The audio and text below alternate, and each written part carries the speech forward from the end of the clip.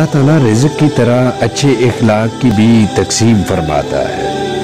رزق سب کو، لیکن اخلاق حسنہ اپنے پسندیدہ بندوں کو دیتا ہے۔ آپ کے لیے ضروری کوئی ایسا شخص نہیں ہوتا جو آپ کو مکمل کر دے، آپ کے لیے ضروری تو وہ شخص ہوتا ہے جو آپ کو مکمل طور پر قابو کر لے۔ اچھا وقت اور اچھے لوگ ہر کسی کے مقدر میں نہیں ہوتے۔ جب بھی ان میں سے کوئی مل جائے تو اسے ضائع نہیں کرنا چاہیے۔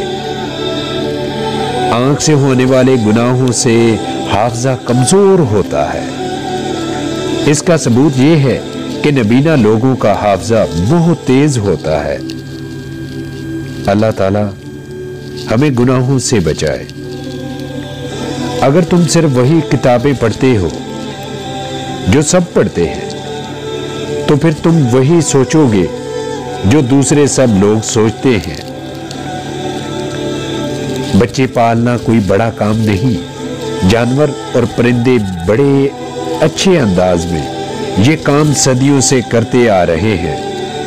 بڑا کام بچوں کی تربیت ہے، اور تربیت توجہ اور وقت مانگتی ہے۔